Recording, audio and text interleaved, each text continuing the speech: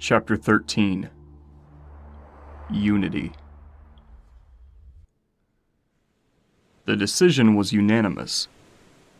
After nearly 2 weeks of facing the island's dangers, all 6 Toa had finally agreed to work together. Every one of them had faced challenges that would have been easily resolved with the help of another Toa. Of the 30 keystone fragments scattered across the island, 19 remained to be found. Kopaka had already found 3 of his own, and was still unsure that he even needed to join up with the others to find his other 2, though he couldn't deny the fact that Liwa's help was essential in collecting the last one. Tahu, Pohatu, and Onua had each found 2 of their own, while Gali and Liwa had only retrieved 1 each.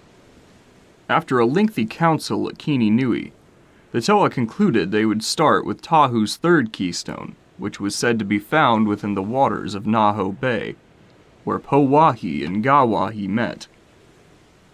They decided they would meet back together at the bay the following morning.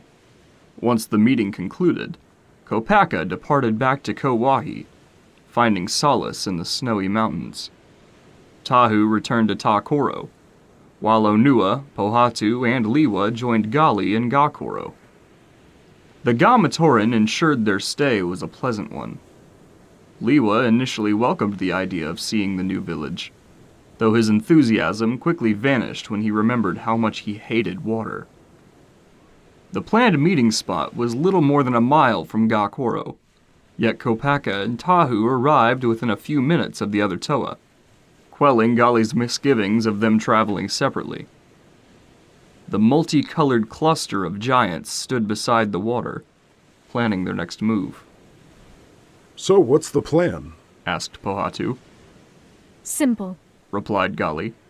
"I'll go down and find the sphere, and I'll bring it back here for Tahu to retrieve the keystone." "And that requires all 6 of us?" Kopaka asked. "We'll keep watch up here," chimed Onua. "Stay vigilant down there." "To you as well," said Gali. "I return as soon as I find what I'm looking for." With that, Gali stepped out into the glistening waters of Naho Bay. She walked out until the water reached her waist before activating her mask and sinking down beneath the surface. She cut through the water, disappearing into the distance in an instant. The 5 remaining Toa watched until she was completely out of sight, set on retrieving the next keystone on behalf of Tahu. For the first few minutes, the other Toa said very little. Pohatu sat down among a nearby cluster of boulders protruding from the sand. He studied his 4 companions as they stood around on the beach, barely making eye contact with one another as they kept watch for Rahi. Despite agreeing to work together, the tension between Kopaka and Tahu had been unmistakable. Perhaps having them take alternate routes to Naho Bay was a good idea after all. Liwa seemed impatient. He hadn't stopped pacing since they arrived. And though Pohatu couldn't read his thoughts, it was clear they were elsewhere. He turned his focus to Onua. Although he was technically the shortest of the Toa, his heavy and brutish appearance made him an intimidating figure, and yet he seemed so timid. He hardly ever spoke, and when he actually did, he always had an inkling of uncertainty in his voice. He was obviously an intelligent being. He didn't seem to realize it himself. All 6 Toa were unbelievably powerful, but Pohatu knew they could be so much more if they could just realize their own potential. And perhaps the key to that was becoming more familiar with each other. "You know," Pohatu said, breaking the silence, "this bay is pretty big. Gali could be down there for a while." "Yeah," said Tahu. And since we've all decided it's best to stick together," Pohatu continued, "maybe we could use this time to get to know each other better." "Pass," said Kopaka almost instantly. "Come on," Pohatu objected. "we're going to be working together for a while. Maybe we could learn a thing or 2. "I would prefer to know those I'm entrusting my life to," Tahu admitted. "I suppose you've got a tight, strong point," added Liwa. Where do you suggest we begin? Onua asked. Pohatu pondered the question, rubbing the chin of his mask. I'm not sure. Maybe we could do a little Q&A. I've got tons of questions for all of you. I'm sure you all have at least a few things you want to ask each other. A Q&A? Tahu said in disbelief. Are you serious? It does seem a little inorganic. Said Onua with a shrug. Really? Pohatu replied. We've been alive for 2 weeks. Surely we're all filled with questions. And maybe it does seem a little too structured, but it beats standing around in silence. Does it? Kopaka asked. Liwa was the first to participate, much to Pohatu's delight. I'll go chief first. He said. Earth and stone, what's the difference? I'll admit I've wondered the same thing. Added Tahu. Aha! Pohatu exclaimed. See? This is perfect. Good question, Liwa. The two seem a bit redundant at first, but the differences come from how the power is used. For example, I can manipulate the stone to generate boulders and structures. Onua's specialty comes from manipulating the ground itself, right, Onua? Yes, that's correct. Onua replied. While Pohatu can utilize his gifts to create, my specialties lie in changing what already exists, such as opening fissures in the ground, conjuring earthquakes, or digging tunnels. The difference between our powers is no smaller than the difference between ice and water. Kopaka raised his one visible brow. How so? It's water either way, isn't it? Onua continued. Gali conjures and commands the water. One could say you do the same, only much colder. Kopaka didn't have a verbal response, though his body language suggested he accepted the explanation. That makes think sense. Liwa said.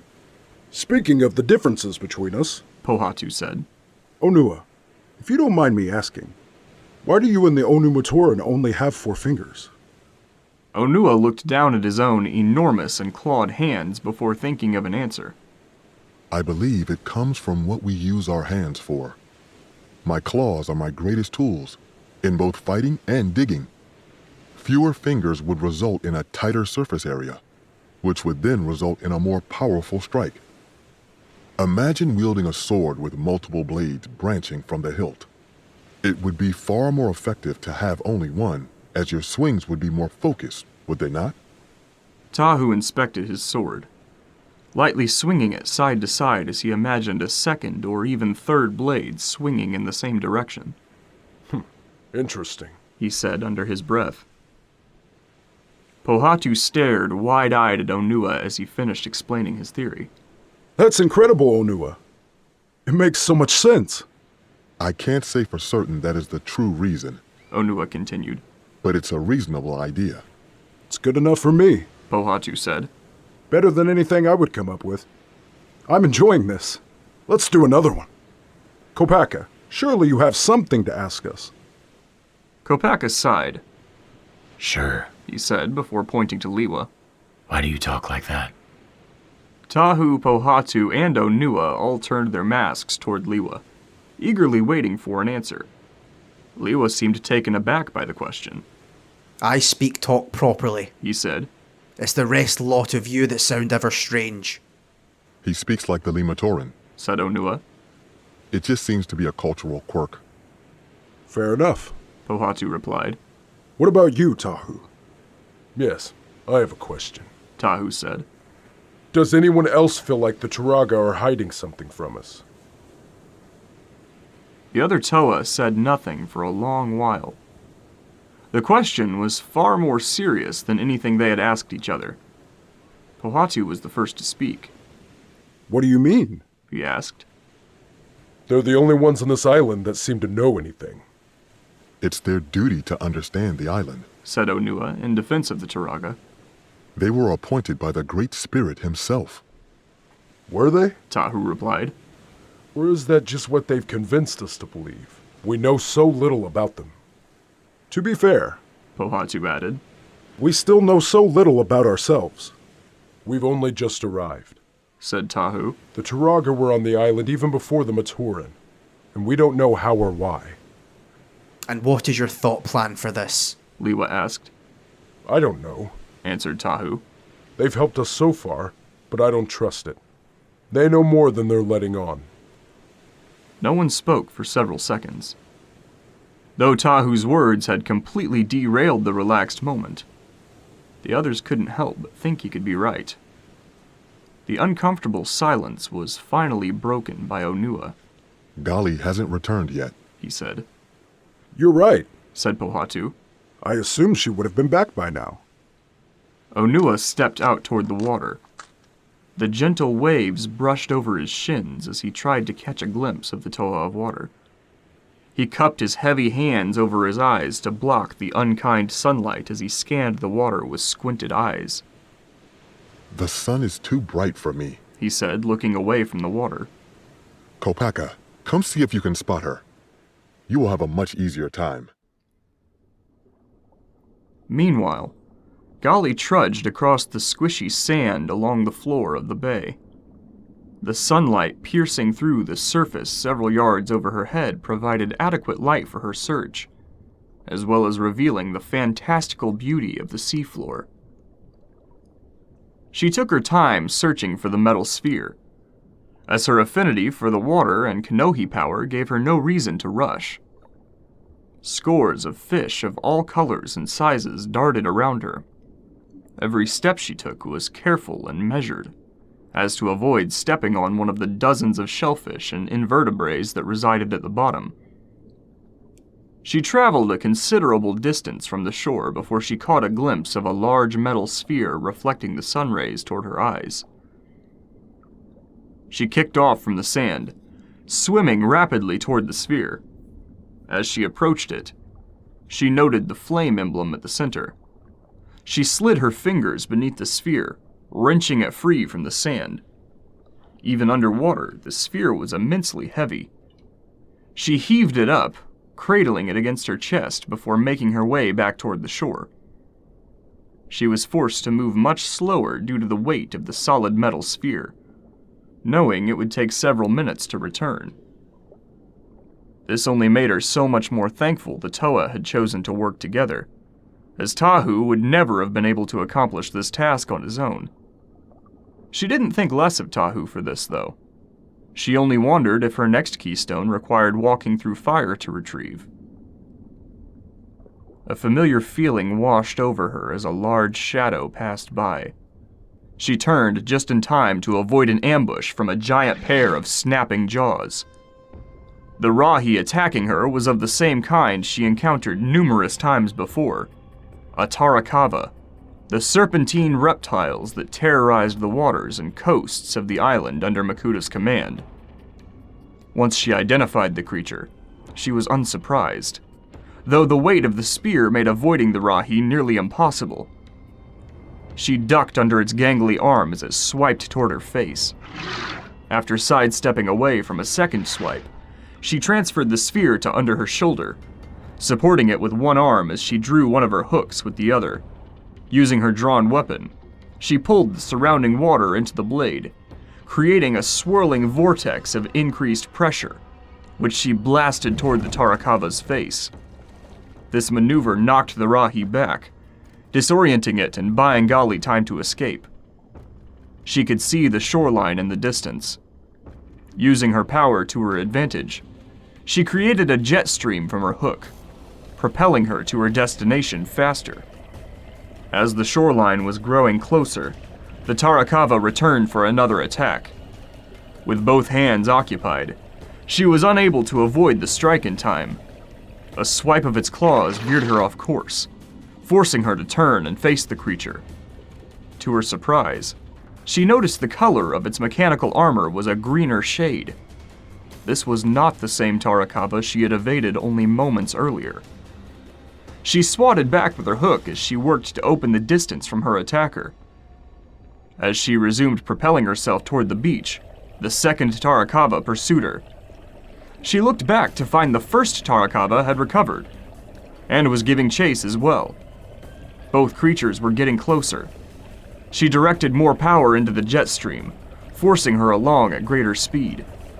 As she burst from the water onto the beach, the weight of the sphere instantly multiplied, causing her to stumble and fall into the sand. Gali, are you all right? Onua asked. Before she could answer, the pair of enraged Tarakava leapt out from the bay, roaring and snapping their jaws at the Toa. The first of the two had nearly reached Gali before being blasted with an explosion of flame against the side of its face. It turned to face Tahu, but was suddenly yanked backward. Onua wrapped his claws around its fin tail as he activated his Kanohi Pakari, giving him the strength to pull the 20-foot Rahi beast off the ground, slamming down onto its back. Kopaka moved in, blocking the wild swipes of its arms with his shield before leaping onto its belly and driving his sword deep into its neck. The tip of his blade emerged from the other side, piercing the sand beneath the Tarakava as a cloud of green mist poured from the wound. The second Tarakava was moving in. Pohatu sprung forward, delivering a powerful kick against its snout, resulting in a discombobulating crunch. Liwa somersaulted onto its back, wrapping the handle of his axe around its throat.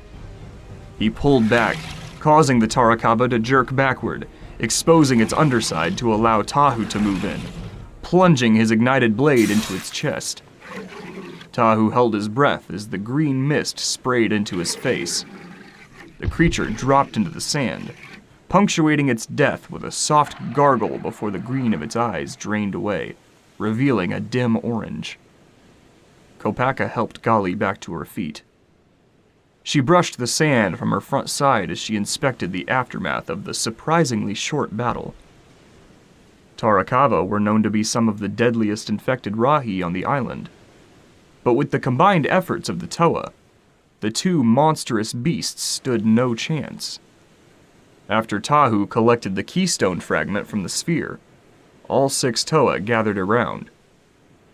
18 keystone fragments remain, Tahu stated. and it's still early, too. Said Pohatu. What happens now? We'll return to Gawahi. Tahu answered. Turaga no Kama can guide us to the next piece. None of the Toa objected to the plan. They all simply nodded silently. Liwa stepped forward, holding out the blade of his axe. I am hard shamed to have doubted you all. He said. As of this day, I'll be bogfoot to make that mistake again. Pohatu smiled at the sight of the Toa of Air's change of heart. Turning to Gali, he found she was smiling too. Tahu stepped toward Liwa, raising his sword to tap the tip of the axe. I was a fool to believe I could do this alone. I stand with you. One by one, the Toa approached each other. Gali wrapped her hook over the touching blades. So then, let us pursue peace and building up of one another. With no handheld weapons present, Pohatu slid his foot toward the middle of the circle. There's no one else I would rather stand beside. Onua placed his clawed hand over Gali's hook. For the Matoran, and for Matanui. Kopaka stepped into the huddle. I cast my sword as well. Makuta, if you can hear this, Tahu said. prepare yourself. We're coming for you.